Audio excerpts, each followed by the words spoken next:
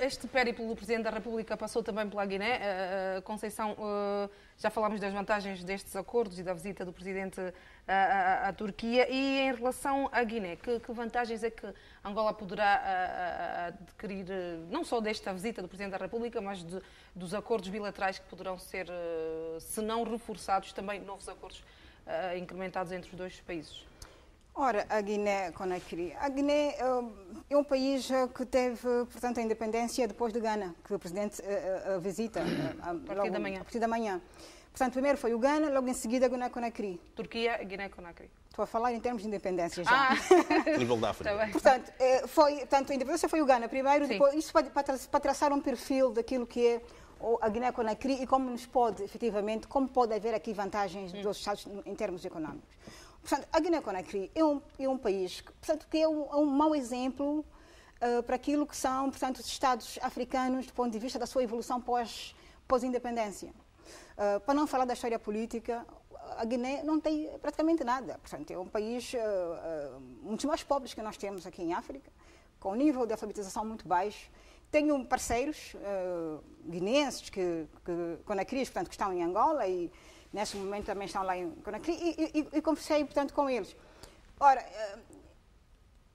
penso que nós gostava de perceber, efetivamente, qual as vantagens que o governo vê na cooperação. Portanto, o interessante seria Angola, se estivéssemos numa altura de bom económico, como foram os tempos passados, levar investimento à Guiné-Conakry. Não consigo ver o processo inverso. Eu consigo sim ver como um grande parceiro, primeiro um momento de consolidação de amizade entre os povos e depois numa concertação política sobre aquilo que é a visão do grupo em relação à economia africana, pela zona económica continental. É aí que eu vejo vantagem. Porque, mesmo olhando para a questão... Então, na sua opinião, desculpe cortá-la, Angola tem mais a dar à Guiné, à República da Guiné, do que o contrário? Pelo menos é isso que dos meus encontros com alguns empresários guineenses, e depois telefonaram também, pensavam que estivesse na comitiva. Mas isso é muito relativo, Conceição. Relativo porque, claro, a Guiné-Conakry tem as particularidades que tem, citou, porque, vejamos, é de facto uma potência a nível da mineração. Havia um acordo geral de cooperação celebrado em 2011, com a vinda aqui do estadista da Guiné-Conakry, o professor Alpha Condé, né, que está desde 2010 no poder, depois daquele regime autoritário de Lassana Conté, enfim, então ganhou as eleições, tendo derrotado o Cellou Diallo. Portanto, acredito que sim, o professor aqui, Alpha Condé, pode, obviamente, e está a fazer um bom trabalho a nível da Guiné-Conakry, daí ter ido o nosso chefe de Estado lá, portanto, para de facto reverem, né, aquilo que tinha sido celebrado em 2011, porque houve um acordo geral de cooperação. E era fundamental que Angola revisitasse este acordo, os dois Estados revisitassem este acordo. Então o objetivo da visita do Presidente passa por aí, por esse incremento? A revitalização deste acordo assinado em 2011, com a vinda aqui do estadista da Guiné-Conakry, o professor Alpha Condé. Ora, portanto, é sempre um Estado, e aliás a Guiné-Conakry apoiou bastante Angola e seus movimentos de libertação nacional, precisamente o MPLA, né, que era o Partido do Estado, enfim. A Guiné-Conakry, para ter noção, tornou-se independente em outubro de 1958. Emete Sékou Touré, um dos pais do panafricanismo, portanto, uma referência a nível da África. Quero acreditar que sim, pode sim haver aqui vantagens recíprocas entre esses dois Estados. Pode ter alguma coisa a dar a Angola? Claramente. A Conceição não acredita muito nisso? Não, eu não acredito que a Guiné tenha muito para oferecer-nos. Acho que também temos que ter uma abordagem, às vezes, um bocado transparente. Portanto, não há problema nenhum em não ver. Portanto, mas não se trata de transparência, ou não? É uma questão de opiniões, não é? Sim, são objetividade. Pronto, tu tens então a já tua teceu as opinião, suas. sim, mas não pode dizer que falta transparência. Não, no pensamento, aquilo que são... Se não acredito nisto, é livre que eu não acredito nisto. Não, mas dizer que a minha opinião é transparente, não vejo aqui... Não disse que a sua não é transparente. Imita a sua opinião com verdade e objetividade que se impõe. Eu que estou a fazer. Vamos lá ver. Deixei que falasse. Diga, sim, a Conceição não acredita que a Guiné, que a República da Guiné tenha muito... Pois, se me permite. Ora, nós vamos lá ver aquilo que são os fundamentos da nossa política externa. Nós, depois de 1992, nós ficamos muito focados, a nossa política é muito voltada para a guerra e depois para a consolidação da democracia, e muito voltada para infraestruturas, enfim. Hoje eu vejo no presidente João Lourenço que a sua política externa tem dois fundamentos, que também tem a ver com a sua forma de ver a sua política doméstica. Um é a dinamização económica, e por força também dos acordos do FMI, Angola tem que buscar investimento. O único contrapeso às políticas recessivas, muito à volta desse consenso de Washington, passa efetivamente pelo investimento. Muitos acreditam que é somente o investimento estrangeiro. Eu penso que é pelo investimento nacional e externo. E, portanto, eu vejo muito o presidente João Lourenço na busca de alternativa para a questão do investimento estrangeiro para Angola.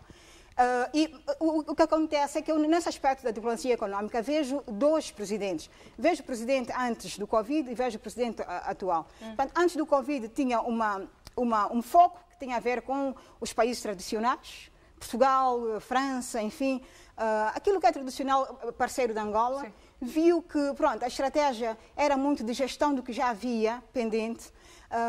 E o presidente João Lourenço busca a alternativa dessa cooperação externa e vai buscar, no âmbito do Sul-Sul, aqueles também que buscam mercados para acontecer alguma coisa. Então, nisso é que aparece a Turquia e, a Turquia, por exemplo, ao nível do escoamento, se calhar vê também em Angola uma porta de entrada. Isto é que tem que ser dito. Portanto, busca-se um parceiro referencial que pode orientá-lo no mercado em escala com o mercado africano. Agora vou ter que terminar de falar.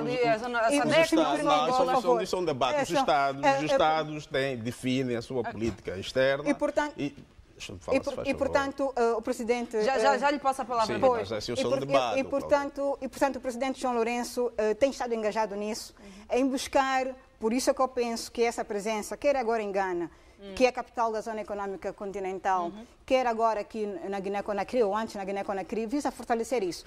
Impulsionar a Zona Econômica Continental, porque assim busca as parcerias como Turquia e outras para poder Angola ser uma porta de entrada. Para não esquecer que nós temos em África uma das plataformas de logística que pode ser muito bem potencializada, do ponto de vista dos portos, por exemplo.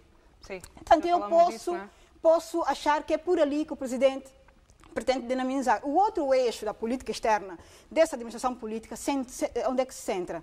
Na questão que tem a ver com a recuperação de capitais. Portanto, são esses dois eixos, quer a dinamização de investimento privado, como contrapeso às políticas recessivas, isso é óbvio que tem que ser. O segundo eixo tem a ver com o retorno de capitais que saíram do país e que esses países podem auxiliar a trazer de volta. Portanto, então eu quando percebo as viagens do Sr. Presidente, mais do que bater palmas e gostar muito, porque gosto, e porque a política externa para mim é importante na construção da política doméstica, eu preciso compreender quais os fatores exatamente que busca. Então eu penso que essa visita, para além das questões políticas que têm a ver com segurança, porque é crucial que se aborde com segurança sempre em África, e as razões todas conhecemos, mas penso que a mais premente na agenda econômica será, porque também notou que a Zona Econômica Continental iniciou formalmente em janeiro.